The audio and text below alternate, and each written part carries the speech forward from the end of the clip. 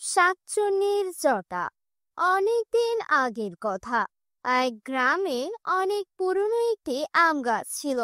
সেই গাছের নিচ দিয়ে রাতের বেলা তো দূরে থাক, ভর দুপুর বেলাতেও কেউ যেতে চাইতো না। কারণ সেই গাছে একটা দুষ্ট রাক্ষস বাস করত। সে গ্রামের মানুষকে অনেক ভয় দেখাতো। এই গ্রামে কাজের নামের একটা মেয়ে বাস করত। সে এসব কিছু বিশ্বাস করত না। একদিন দুপুরে গোসল সেরে সে জেদ করে সেই গাছটির নিচে আসে এবং তার সুন্দর চুলগুলো শুকাতে থাকে। লোকজন শুধু শুধু এখানে আসতে ভয় পায়। কই, আমি তো এখনো চুল শুকাচ্ছি, কোনো শাকচুন্নিকে তো দেখতে পেলাম না। কিন্তু কাজল যেখানে বসে চুল শুকাচ্ছিল তার পাশেই শাকচুন্নিটা অদৃশ্য হয়ে ঘুমাচ্ছিল, তাই কাজল তাকে দেখতে পায়নি। হঠাৎ কাজলের চুলের বাড়ি লেগে শাকচুন্নির ঘুম ভেঙে যায়। তখন শাকচুন্নি বলে, তোর সাহস তো কম না, এই সময় গাছের নিচ দিয়ে একা যাওয়ার সাহস করে না। আর তুই কি না এখানে বসে চুল শুকাচ্ছিস, আবার চুলের বাড়ি লাগিয়ে আমার ঘুম ভেঙে দিয়েছিস। দাঁড়া, দেখ তোর চুলের আমি কি অবস্থা করি। শাকচুন্নি এসব কথা বলছিল ঠিকই, কিন্তু মহিলাটা কিছুই শুনতে পাচ্ছিল না। সে মনের আনন্দে চুল শুকাচ্ছিল। তারপর কাজল তার গ্রামের দিকে আসতে থাকে, আর শাকচুন্নিটাও ওর পেছন পেছন আসতে থাকে। গ্রামে এসে কাজল সবাইকে গর্ব করে বলতে থাকে, আমার সাহস দেখেছো? তোমরা যে কাজটি করতে পারোনি তা আমি একাই করেছি। আমি তো কোনো শাকচুন্নিকে দেখতে পাইনি। আচ্ছা, ঠিক আছে, এবার তাহলে তুই মজা দেখ। এই বলে শাকচুন্নি স্বরূপে দেখা দেয় এবং প্রচন্ড বাতাসের সাথে কাজলের চুলগুলোকে জট লাগিয়ে দেয়, আর সেখান থেকে চলে যায়। অনেক বাতাসের কারণে কাজল তার চুলের জট পাকানো বুঝতে পারে না। গ্রামের সবাই এমন বাতাস দেখে সেখান থেকে চলে যায়। কাজলও তার বাড়িতে আসে আর আয়নার সামনে দাঁড়ায়। তখন সে তার চুলের অবস্থা দেখতে পায়। হায় হায়, আমার এত স্বাধীন সুন্দর চুলগুলো কার নজরে লেগে এমন হলো? আমি এখন কি করব? তোর এই চুলের পাড়ে নাকি আমার ঘুম ভেঙেছিস, আবার গ্রামের সবাইকে বাহাদুরি দেখিয়েছিস। এখন থেকে আমি তোর সাথে ছায়ার মতো থাকবো। এই বলে শাকচুন্নি হাসতে হাসতে কাজলের শরীরে প্রবেশ করে, আর কাজল কান্না হলে হাসতে থাকে। এদিকে কাজলের কৌশিক নামে এক ছেলে ছিল। সে তার বউ নিয়ে বেড়াতে গিয়েছিল।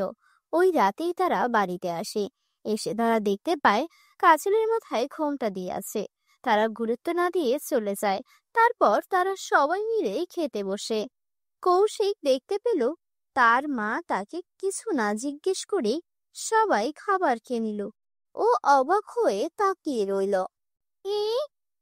অনেকদিন এমন মজার সুস্বাদু খাবার খাই না, আজ আমি সব খাবার খেয়ে ফেলবো। ইস, কি মজা! এই বলে রেজিনাকে সব খাবার একাই খেতে থাকে। মা, আপনি একাই সব খাবার খেলে আমরা কি খাবো?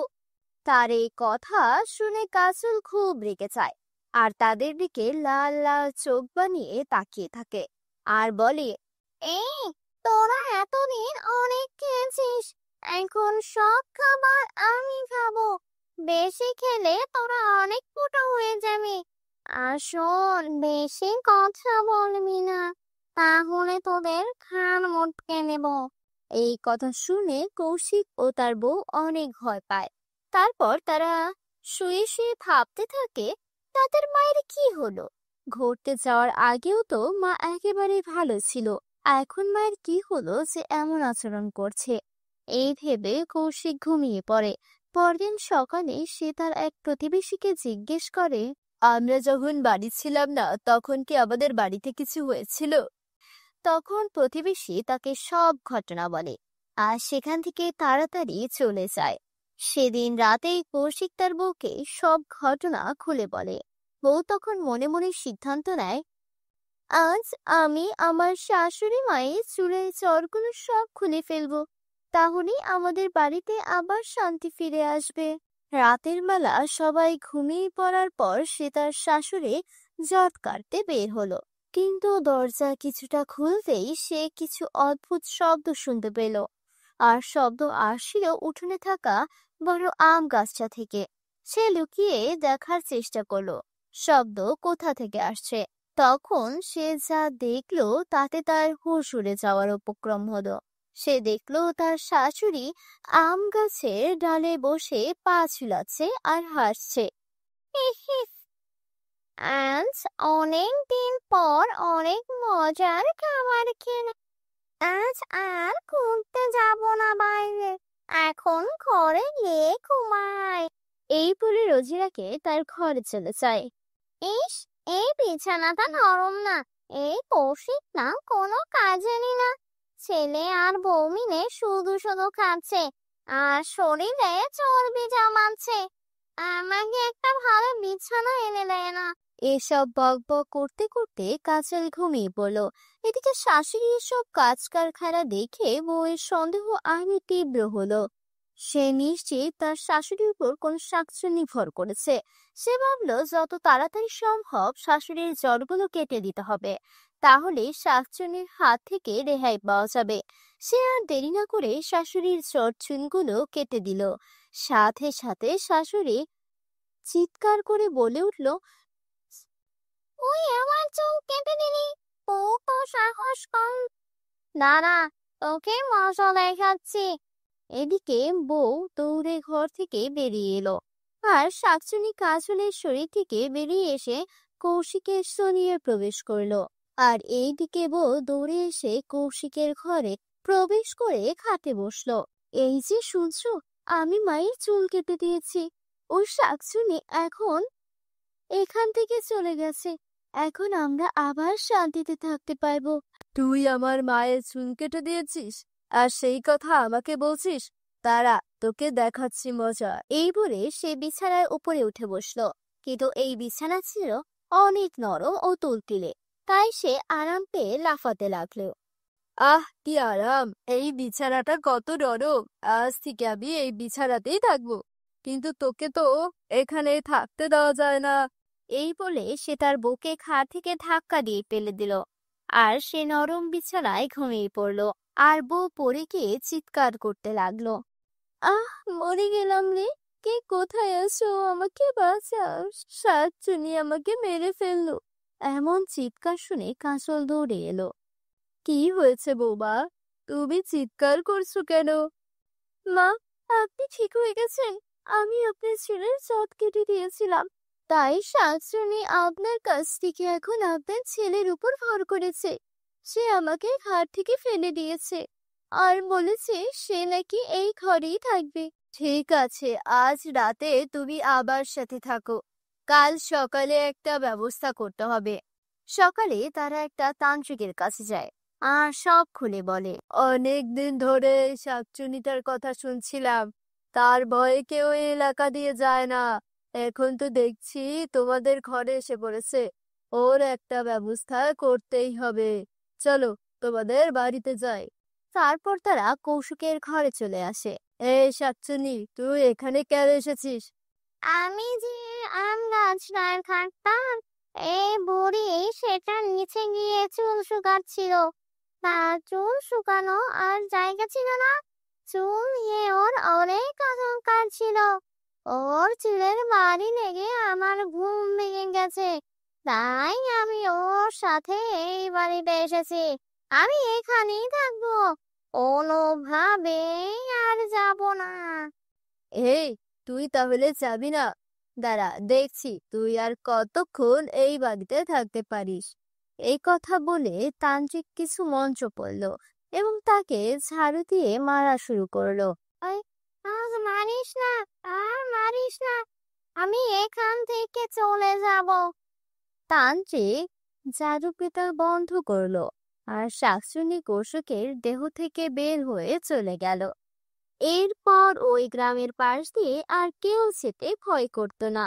তো বন্ধুরা, কেমন লাগলো আমাদের আজকের এই গল্পটি? গল্পটি ভালো লাগলে চ্যানেলটি সাবস্ক্রাইব করে দিও আর নোটিফিকেশন বেল অন করে দিও। মরুলের রাক্ষসী বউ। এই তান্ত্রিক, এই অসময় তুই আমাদের ডেকেছিস কেন? তোর কি মরণের ভয় নেই? যখন তখন তুই আমাদের ডাকিস, ঘর থেকে তোর ঘাড় আলাদা করে দিব কিন্তু। না, তোমরা রাগ করো না, আমি তোমাদের খুশি করব। আমাদের নাকি খুশি করবে? বেশ, তবে বল কেন ডেকেছিস আমাদের? আমি পৃথিবীর সবচেয়ে শক্তিশালী তান্ত্রিক হতে চাই, দয়া করে তোমরা আমাকে সাহায্য করো। শখ দেখে বাঁচি না। এই পেতনি দেরি না করে ওর ঘাড়টা মুটকে দিত। ওর সাহস অনেক বেড়ে গেছে। আহা, তোমরা রেগে যাচ্ছ কেন? বললাম তো আমি তোমাদের খুশি করব। তোমরা যা চাইবে আমি তোমাদের তাই দিব। সত্যি বলছিস? যা চাইবো তাই দিবি? হ্যাঁ, সত্যি বলছি, বলো কি চাও তোমরা?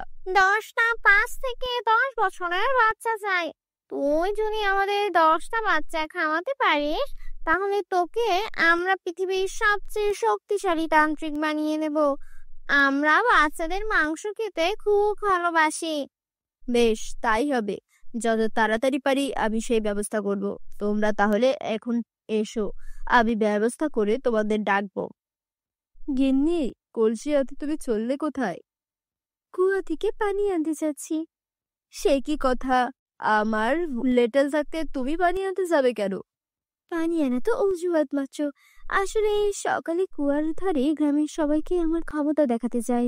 বুঝতে পেরেছি, তুমি যে গ্রামের মোড়লের বউ তাই দেখাতে যাও। হ্যাঁ, আসি আমি। এই লেটেল, হিসাবগুলো নিয়ে আয়। এত বড় গ্রাম, কিন্তু একটা মাত্র কুয়া। সকাল সকাল পানি নিতে এলেও বেলা গড়িয়ে যায়। সে কথা ঠিকই বলেছেন ভাবি, এত সকাল সকাল পানি নিতে এসে তবুও দেখি লম্বা লাইন পড়ে গেছে। কে জানে কখন আমাদের সময় আসবে। ওদিকে বাড়ির সব কাজ ফেলে রেখে এসেছি। বাড়ি গিয়ে সকালের কাজ শেষ করতেই দুপুর হয়ে যায়। ওই, সবাই সরে যাও, আমি পানি নেব। এই যে এসেছে একজন, গ্রামের মোড়লের বউ হয়ে যেন সকলের মাথা কিনে নিয়েছে। সেই কোন সকালে এসে দাঁড়িয়ে আছি, আমরা পানি নিতে পারছি না, আর উনি সবার শেষে এসে কিনা এখন আগে পানি নিবে। হ্যাঁ, মোড়লের বউ হয়ে মাথা কিনে নিয়েছি। ক্ষমতা থাকলে তোমরাও কিনে দেখাও। এই সরো সবাই। দেখলে ভাবি, প্রতিদিন এসে এভাবে পানি নিয়ে চলে যায়, তার দিমাগ দেখিয়ে যায়। সে তো দেখাবেই, ফকিরের ঘর থেকে গিয়ে মোড়লের ঘরে উঠেছে কিনা। ভালো বাড়ির মেয়ে হলে আর এমন করতো না। চল, আমরা পানি নিয়ে বাড়ি চলে যাই, অনেক কাজ পড়ে আছে। পরের দিন সকালে সবাই আবারও কুয়ার ধারে লাইন ধরে দাঁড়িয়ে রইল। এমন সময় মোড়লের বউ আসে। ওই দেখ, চলে এসেছে মোড়লের বউ। আমাকে দেখে মুখ কালো বানানো, তারাও দেখাচ্ছি মজা। এই বলেই মোড়লের বউ ওই মহিলার গায়ে ধাক্কা লাগিয়ে চলে যায়। চোখে দেখতে পান না নাকি? এভাবে কেউ কাউকে ধাক্কা দেয়? মোড়লের বউকে দেখে সম্মান করে সরিয়ে দাঁড়ালে এভাবে ধাক্কায় খেতে হবে।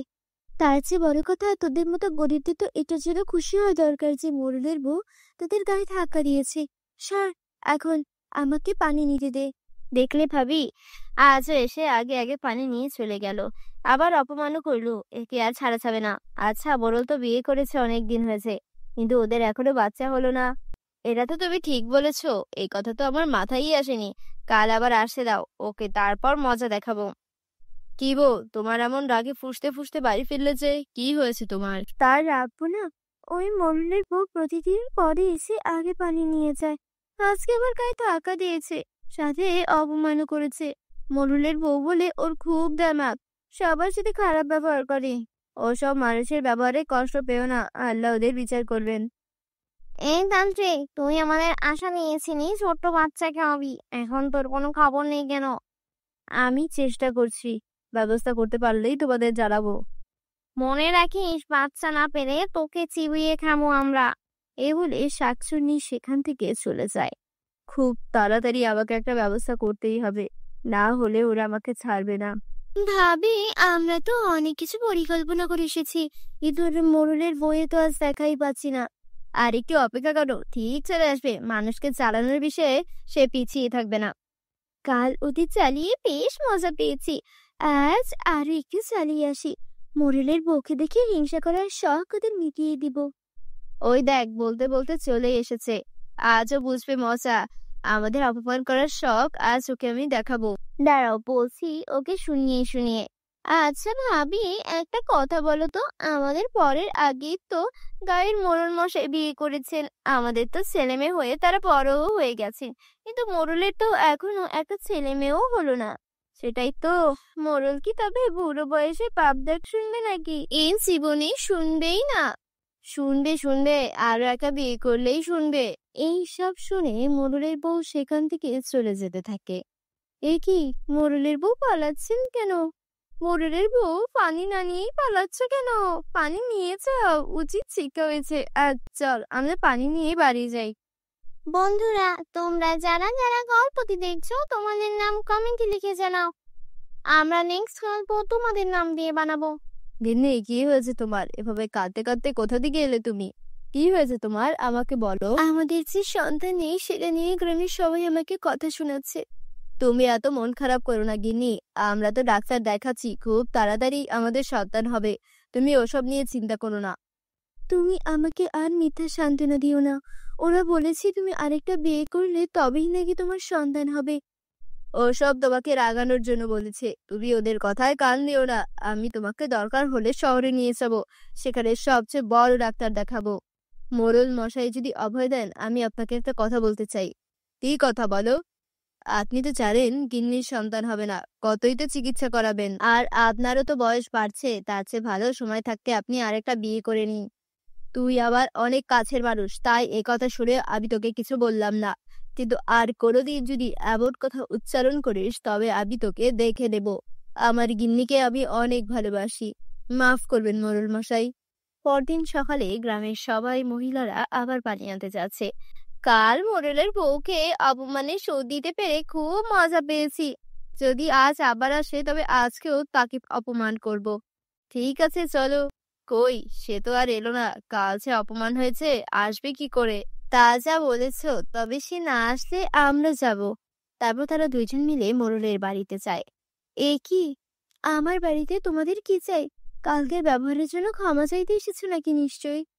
ক্ষমা চাইতে কেন আসবো? আমরা কি ভুল কিছু বলেছি? আমরা তো এসেছি আপনাকে দেখতে। যে মোড়লের বউ প্রতিদিন আসে, সে আজ এলো না, কিছু হলো কিনা তাই দেখতে এলাম। আমি তো ভাবলাম এদিকে আবার মা হয়ে গেল কিনা। তা আসি, আপনি তো দেখি ঠিকই আছেন। এই চল।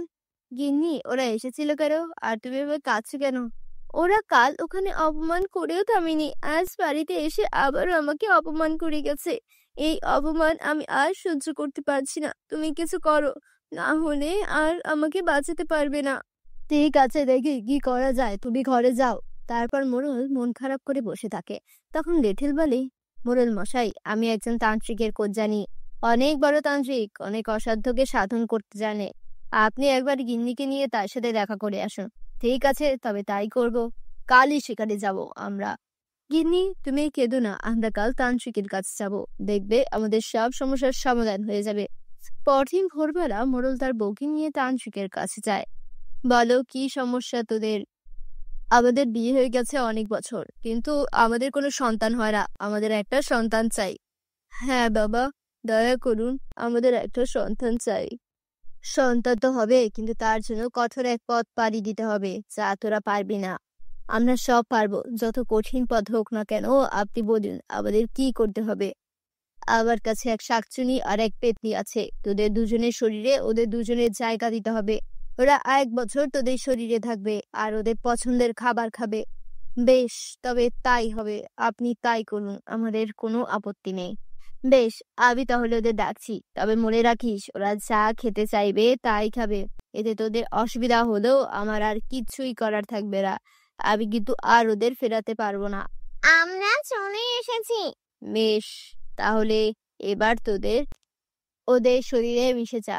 তারপর শাকচুনি আর পেতনি ওদের দুজনের শরীরে মিশে যায়। তারপর তারা নিজেদের গ্রামের দিকে রওনা হয়। সন্ধ্যা নেমে এসেছে। বন্ধুরা, তোমরা যারা যারা গল্পটি দেখছো তোমাদের নাম কমেন্ট বক্সে কমেন্ট করে জানাও।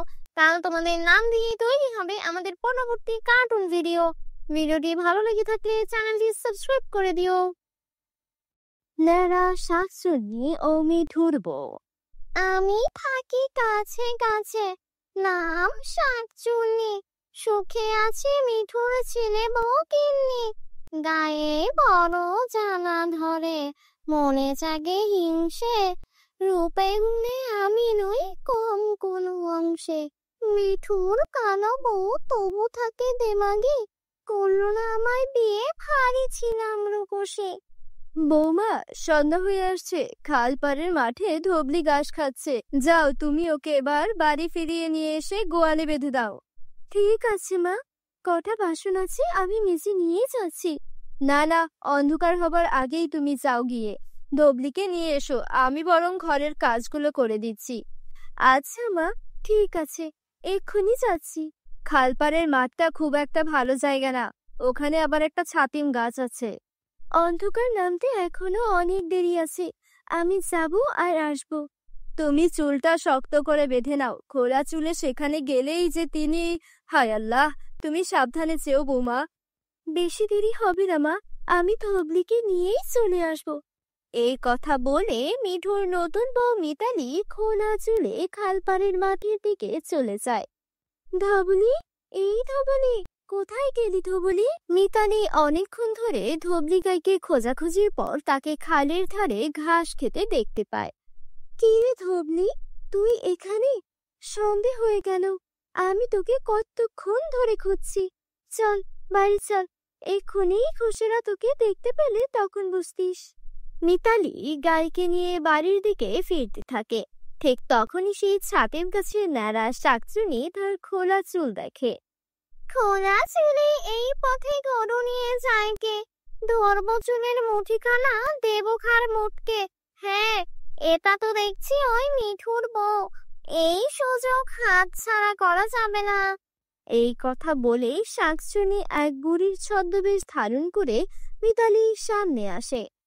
ও মিঠুর বউ, গরু নিয়ে বাড়ি যাচ্ছ বুঝি? তা তোমার শাশুড়ি পায়ে পা তুলে পান খাচ্ছে নাকি? নতুন টকটকে বউটাকে মাঠে গরু নিতে পাঠিয়েছে। না না, শাশুড়ি মা বাড়ির কাজ করছেন, তাই আমি ধবলিকে নিতে এলাম। আচ্ছা বুড়িমা, আমি আসছি, আমাকে তাড়াতাড়ি বাড়ি ফিরতে হবে। অত কিসের তাড়া গো? আমার সঙ্গে অন্য কথা বলো না। না গো বুড়িমা, আমাকে তাড়াতাড়ি বাড়ি যেতে হবে। শুনেছি এই খালপাড়ের মাঠে ছাতিম গাছে নাকি এক শাকচুনি থাকে, সেই খুব ভয়ঙ্কর, বিচ্ছিরি তার চেহারা। সন্ধেবেলা এই পথ ধরে কেউ গেলেই তাকে নাকি সে ধরে। তাই নাকি? তুই শাকচুন্নির ব্যাপারে এত কিছু জানিস? তবে দেখ তো, শাকচুন্নিকে এমন দেখতে কিনা। বুড়ি শাকচুন্নি রূপে ফিরে আসতেই ধবলি দৌড়ে বাড়ি পালিয়ে যায়, আর মিতালি তার চোখের সামনে শাকচুন্নিকে দেখে ভয়ে কাঁদতে শুরু করে। ওরে বাবারে, শাকচুন্নি, আমাকে ছেড়ে দাও, আমাকে বাড়ি যেতে দাও। এই কথা বলে মিতালি দৌড়ে পালানোর চেষ্টা করে, কিন্তু শাকচুন্নি মিতালির চুলটাকে টেনে ধরে, তারপর তাকে অজ্ঞান করে ওই ছাতিম গাছের ডালে তুলে রাখে। যতদিন না আমি চাইবো মিঠুর বউয়ের ঘুম ভাঙবে না, এই গাছের ডালেই থাকবে। এবার আমি মিঠুর ঘরে সুখে সংসার করবো। বন্ধুরা, তোমরা যারা যারা গল্পটি দেখছো, তোমাদের নাম কমেন্ট বক্সে কমেন্ট করে জানাও, কারণ তোমাদের নাম দিয়েই তৈরি হবে আমাদের পরবর্তী কার্টুন ভিডিও। এরপর শাকচুনি মিতালির রূপ ধারণ করে মিঠুর বাড়িতে দিকে রওনা হলো। ওদিকে শাশুড়ি হারিকেন দিয়ে বৌমাকে খুঁজতে খুঁজতে খানিকটা পথ এগিয়ে যেতেই বৌমার দেখা পায়। কি গো বৌমা, এতক্ষণ কোথায় ছিলে? ধবলিকে একা ফিরে আসতে দেখে চিন্তায় আমার হাত পা হিম হয়ে যাচ্ছিল। পথে তোমার কোনো অসুবিধা হয়নি তো? দেখুন কাণ্ড, ধবলি আমার হাত ফসকে দৌড় দেয় আর সোজা বাড়ি চলে যায়। আমি এতক্ষণ ধবলিকে এদিক সেদিক খুঁজছিলাম মা, তাই একটু দেরি হয়ে গেছে। এরপর শাশুড়িও ছদ্মবেশী শাকচুন্নি বৌমাকে নিয়ে ঘরে ফিরে যায়। তারপর রাতের খাবার খেতে বসে বৌমা বলে, মা, আপনার ছেলে এখনো ফিরল না, কখন ফিরবে সে? খোকা খবর পাঠিয়েছে ও আজ ফিরবে না, কাল সকালে ফিরবে। চলো আমরা খাওয়া দাওয়া করে শুয়ে পড়ি, অনেক রাত হলো। এরপর খাওয়া দাওয়া করে যে যার ঘরে শুয়ে পড়ে। কিন্তু মাঝরাত হতেই শাকচুনি তার আসল রূপ ফিরে আসে, তারপর শাশুড়ির ঘরে যায়। আমার খিদে পেয়েছে, পেট জ্বলছে আমার। এই বুড়িকেই মেরে খাওয়ার মুখকে খেলে। না না, একে এক্ষুনি খেলে যে মিঠুর ঘরে সুখে সংসার হবে না। যাই, খামারে গিয়ে যে কয়েকটা হাঁস মুরগি আছে ধরে খেয়ে নে। এই কথা বলে শাকচুনি খামারে চলে যায়। আর এই দৃশ্য দেখে ধবলি গায়ে ভয়ে জড়িয়ে ঝরে ডাকতে থাকে। গরুর ডাকে শাশুড়ির ঘুম ভেঙে যায়। এই নিশুতি রাতে ধবলিটা আবার এরকম ডাকাডাকি করছে কেন? কি জানি কি হলো। যাই হোক, কাল সকালে উঠেই দেখব। ওদিকে শাকচুনি মুরগি খেয়ে মিতালির ঘরে ঢুকে যায়। এরপর ধীরে ধীরে সকাল হয়। শাশুড়ি ধবলিকে খাবার দিতে গিয়ে খামারের মুরগির রক্ত ও পালক দেখে বিস্মিত হয়ে যায়। এ কি সর্বনাশী কাণ্ড! এই জন্যই তো ধবলি কালকে রাতে এমন করে ডাকাডাকি করছিল। তখন ছদ্মবেশী বৌমা এসে বলে, মনে হয় কাল রাতে বাঘ বা শিয়াল এসে এমন কাণ্ড করেছে। ঠিক তখনই মিতালির স্বামীও বাড়ি ফিরে আসে। মা, ও মা, মা কোথায় গেলে তুমি? মিঠুকে দেখে মিতালির ছদ্মবেশী শাকচুনি বলে, কি গো, এই তোমার ফেরার সময় হলো? কতক্ষণ আমি তোমাকে দেখিনি। কি সুন্দর লাগছে তোমাকে। চলো, ঘরে চলো, তোমাকে জল দিয়ে বাতাস করি। মা, তোমার বৌমার মাথাটা গেল নাকি? হঠাৎ করে এত আদিক্ষেতা কেন করছে? ধুর, তুমিও না। আমার স্বামীর যত্ন আমি করব না তো কে করবে শুনি? আগে তো কখনো এমন করতে দেখিনি, তাই আর কি। যাই হোক, আমি ধবলিকে খালের পাড়ে মাঠে বেঁধে দিয়ে আসি। এই কথা বলে মিঠু ধবলিকে নিয়ে খাল পাড়ে মাঠের দিকে চলে যায়। ঠিক তখনই আকাশে কালো মেঘ জমান পিঠে মুষলধারে বৃষ্টি শুরু হয়। বৌমা, বৃষ্টিতে তো রান্না করার সব কাঠ ভিজে গেল গো। এবার কি করে রান্না হবে? আপনি কোনো চিন্তা করবেন না মা, আপনি ঘরে কি আরাম করুন, আমি সব ব্যবস্থা করে ফেলছি। শাশুড়ি নিচের ঘরের দিকে চলে যায়। আর এদিকে রান্নাঘরে শাকচুনি নিচের রূপে এসে জাদু করে রান্নাঘরে সমস্ত কাজ করতে থাকে।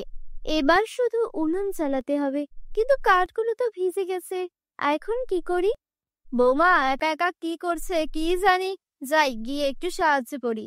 শাশুড়ি রান্নাঘরে ঢুকতেই যাবে, তখন দেখে যে রান্নাঘরের ভিতরে বৌমা নেই, আছে এক শাকচুনি। এ কি দেখছি আমি, বাড়িতে যে শাকচুনি বাসা বেঁধেছে, কিন্তু বৌমা গেল কোথায়? খোকা ফিরে এলে সব বলতে হবে। ওদিকে মুষলধারে বৃষ্টির জন্য মিঠু ধবলিকে নিয়ে ওই ছাতিম গাছের নিচে দাঁড়িয়ে আছে। এ কি বৃষ্টি হচ্ছে রে বাবা! ধবলি, তোর আজ আর ঘুরে ঘুরে ঘাস খাওয়া হলো না। বৃষ্টি থামলেই আমরা বাড়ি ফিরে যাব। শাকচুনি জাদুর কারণে গাছের ডালে থাকা মিতালিকে সে দেখতে পায় না। এরপর বৃষ্টি থামলে ধবলিকে নিয়ে মিঠু বাড়ি ফিরে আসে। খোকা, শিগগিরই এদিকে দেখবি আয়। রান্নাঘরে কে?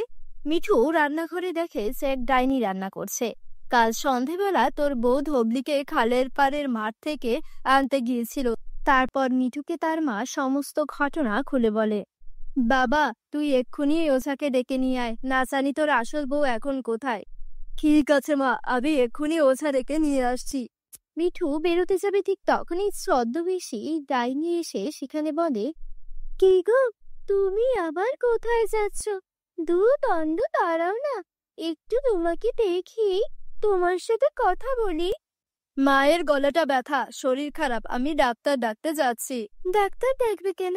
আমি মায়ের হাত পা গলাটা টিপে দিচ্ছি, সব ব্যথা সেরে যাবে। মিঠু বাড়ি থেকে বেরিয়ে সোজা ওঝার কাছে যায়।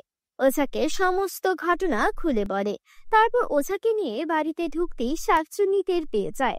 তখনই ওঝা ওমহিং শাকচুনি বন্দী হয়ে যা চটপট এই বলে ছদ্মবেশী মিতালিকে বন্দী করে ওঝার জাদুতে। শাকচুন্নিও তার আসল রূপে ফিরে আসে। ছেড়ে দে, ছেড়ে দে বদমাশ! তখনই ওঝা শাকচুন্নির ওপর আরেক জাদু দিয়ে আঘাত করে। এ বাড়ির বউকে তুই কোথায় লুকিয়ে রেখেছিস বল?